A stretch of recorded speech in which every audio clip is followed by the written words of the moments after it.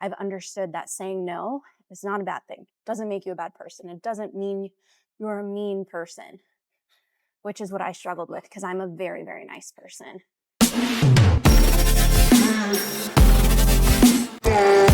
Good morning, good morning, good morning. Welcome back to my YouTube channel. If you're new here, my name's Lisa. I'm a women's online fitness coach who's been helping women for over a decade become their healthiest and hottest selves.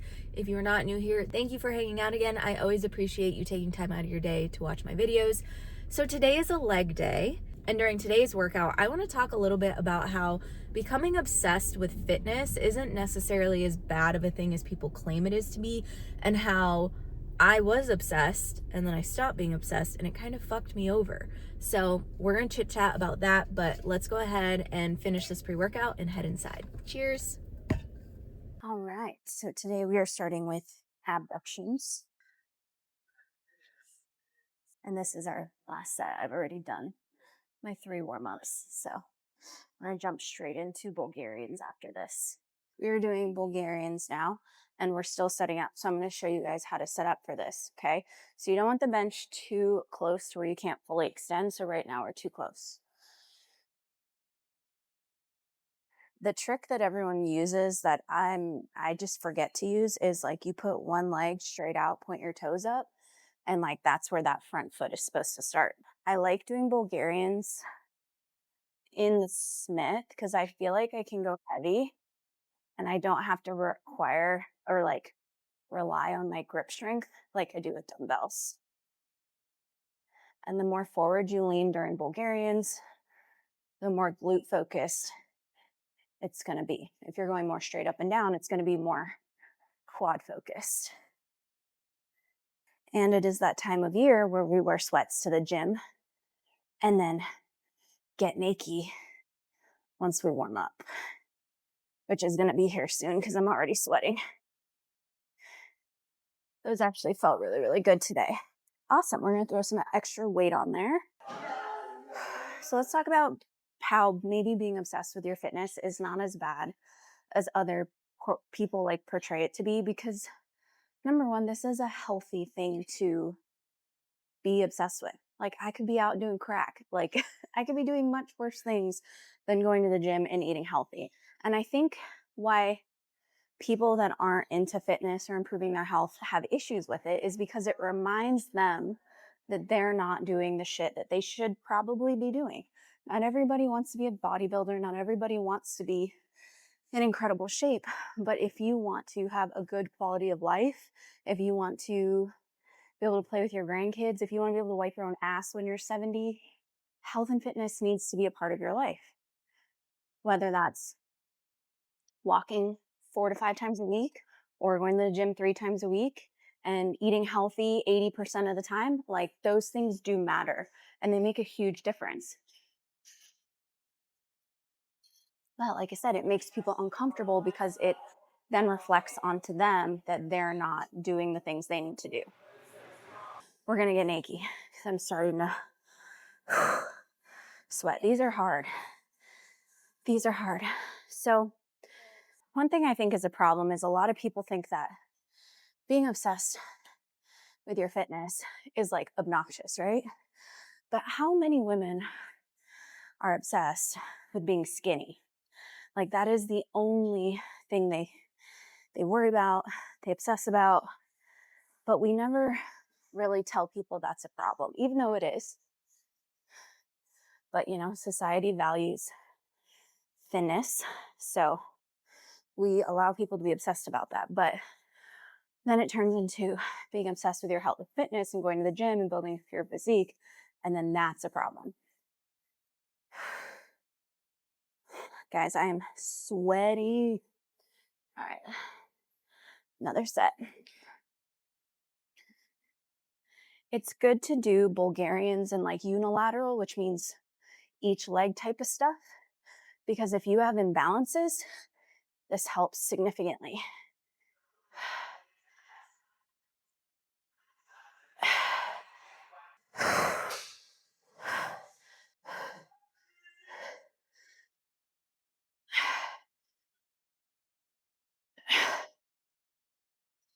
One of my clients actually came to Vegas this past weekend for some family stuff, a family trip. And we ended up getting a workout in here, which was really cool. We hung out, fixed some foreign stuff, then went and grabbed a healthy breakfast. But the reason why I bring this up is because we were talking about unilateral movements. So I was having her do barbell RDLs, and she was saying how she feels it in one side so much more than the other, how she feels weaker on one side compared to the other. And it's from holding her daughter on one side. She has a 2-year-old, and she constantly holds her on her right side, which is going to create an imbalance because there's not the same stimulus on the left side. This is pretty common for women that like have young kids and carry them on their hip. So that's why unilateral are really important. And I'm going to start programming more unilateral work with extra reps on the weaker side. So that way we can start to balance things out a bit. Forget how much Bulgarians make me sweat. Guys, I'm literally like dripping sweat right now. Very cute. But I think this is a good angle to show you the Bulgarian. Okay, this is our last set.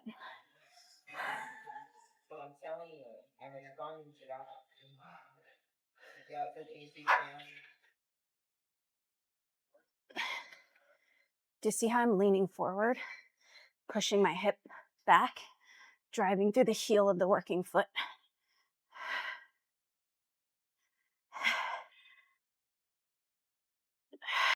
Okay, give me a second before we do the other side.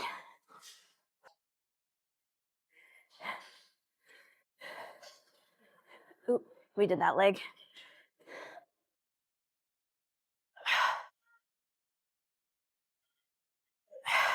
All right, we have standing hamstring curls. Now I know not every gym has this machine.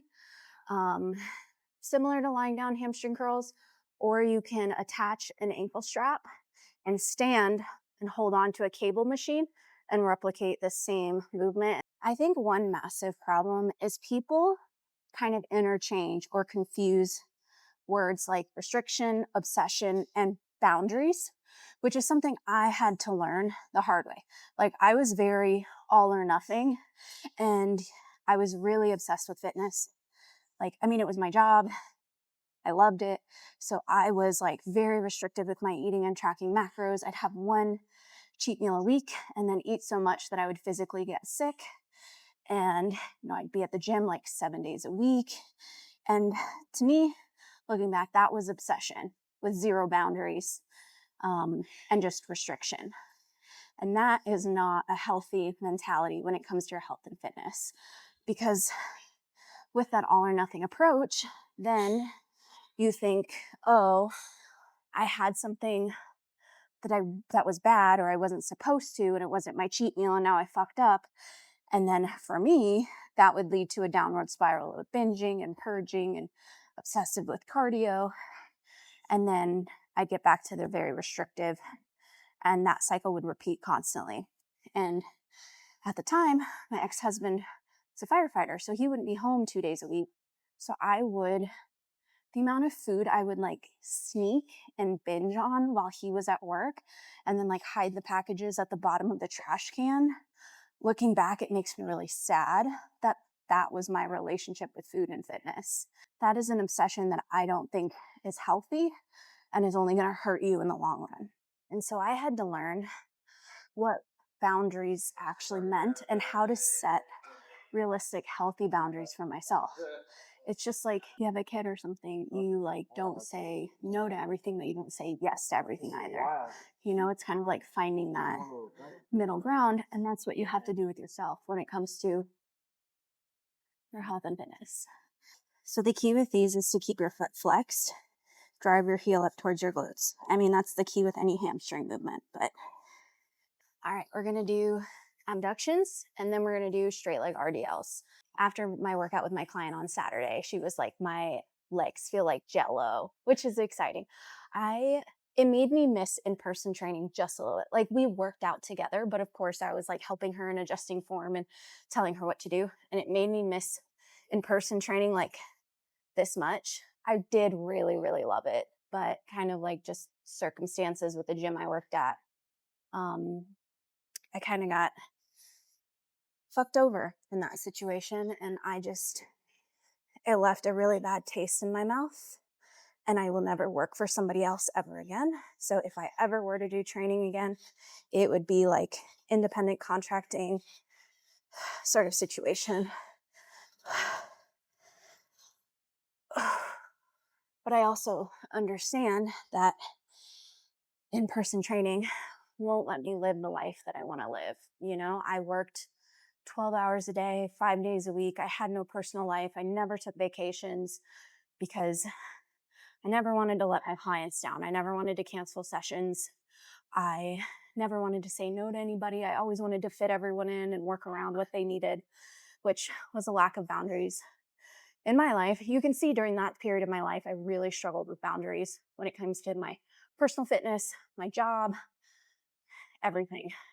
That was something as I've gotten into my 30s more and more, I've understood that saying no is not a bad thing. It doesn't make you a bad person. It doesn't mean you're a mean person, which is what I struggled with because I'm a very, very nice person. I gotta stop kneeling like that. I'm too old for that. It hurts my knee. So I guess what I'm trying to say is maybe obsession isn't the right word. Maybe it's priority. Prioritizing your health and your fitness and moving your body and eating well, taking care of your mind, getting sleep, not drinking alcohol. Those things can and should be a priority in your life because you only get one body. You only get one.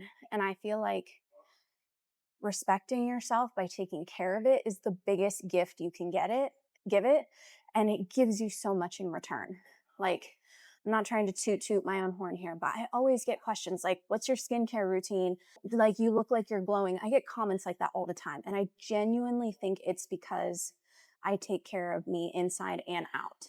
You know, I do skincare, I get Botox, but none of that is going to mask if I'm eating like shit, not moving my body, you know, constantly negative thinking, surrounded by negativity, and surrounding myself with people that are going to hold me back. I really adamantly believe that all of that impacts you as a person. And so making yourself a priority, yeah, it's going to rub some people the wrong way because there's people out there who want to take advantage of you, who do take advantage of you because they know you're the person that always says yes. There's a whole different power that comes when you feel confident saying no and focusing on you and what you want to accomplish. Next, we've got Old Faithful, our RDLs. I will do these till the day I die because I know they're what has helped my hammies grow, and they just feel good and they make me feel strong. And I don't think there's anything wrong with doing movements that make you feel strong. One thing I am going to start doing is more unilateral in regards to RDLs. So I do heavy barbell RDLs almost every single leg day. So I think we're going to adjust. We're going to do heavy barbell RDLs 2 to 3 times a week.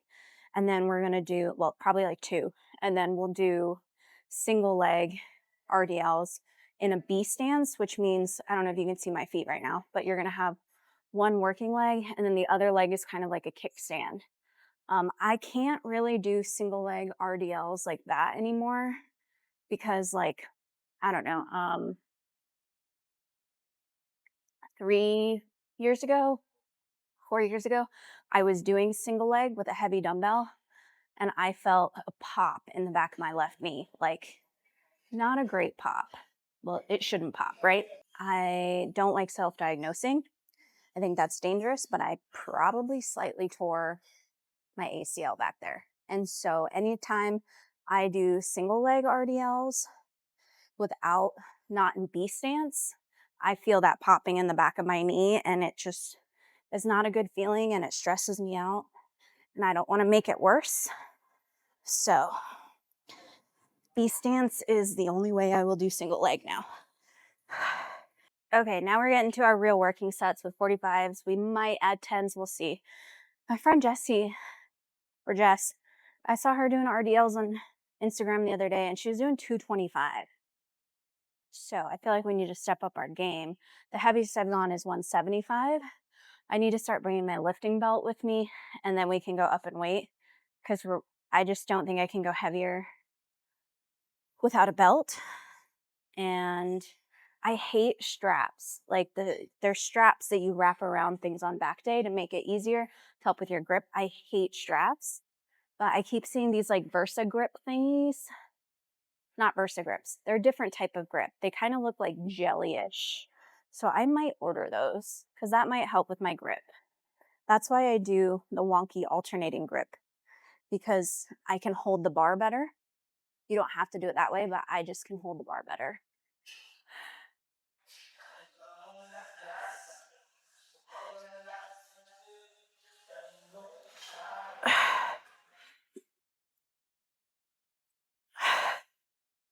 Whew. Okay, we're not going up. Those felt heavy enough.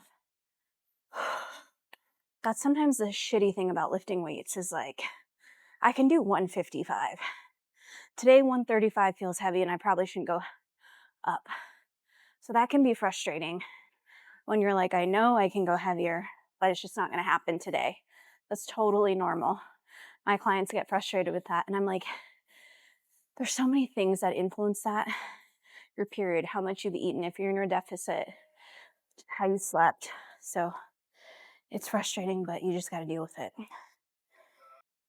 This is not typical of how I would finish a leg day, but I'm kind of feeling it today. So we're going to do a wide stance leg press, just kind of more of like a burnout. So we're not going crazy heavy. We're going to do sets of like 15. But like I was saying, I think the biggest thing is making yourself a priority. Maybe not an obsession, but a priority. And then understanding the difference between restriction and boundaries, and what boundaries look like for you, and how you can make them something realistic without feeling extremely restricted. So I'll tell you kind of the boundaries that I set once we're done with this set. And I prefer this machine significantly more than like a sliding leg press. A sliding leg press just doesn't feel good to me. I do remember I got stuck in one of these one time because I couldn't, like, I don't know if you can see the mechanism, but you move these handles and it pushes the lock forward. You pull it back and they come back. And one time I like pushed the lock out and I couldn't get it back in and I was like stuck. And so I was like panicking, looking around the gym, and some guy came over and helped me when he realized I needed help. This was probably like 10 years ago, but I like refused to use these type of machines for a while because I was scared that was going to happen again. So let's chat real quick about what boundaries that I set for myself. So my first boundary was 90% consistency with my nutrition. I really wanted to make this a priority. And I know that's what helped me lose 20 pounds was I was on my nutrition 90% of the time. And then that 10%, I made it things that were really worth it in my opinion. So a date night, trying a new matcha, something that really brought me joy. And I really focused on being intentional with those choices and not like squandering it on things that really weren't that great. You know, when you get something and you're like, oh, this just isn't worth the calories. I wanted to avoid that as much as possible. So 90% consistency, healthy, whole foods made at home. I really reduced the amount of processed foods I was eating. And then I made 10% of my food more fun. I also stopped using words like cheat meal, good, bad, things like that. I don't know if you're going to see my cooch while I do this, so we'll see.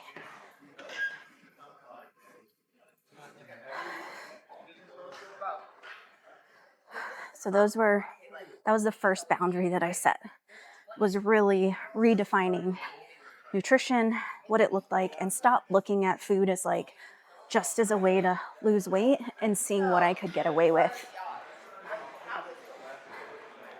The second thing was being way more intentional with my movements and going to the gym. You know, I've gone to the gym this entire time, but I definitely half-assed it for a while. I just went because, you know, it's just who I am. I go to the gym. I'm a trainer. It's what I do.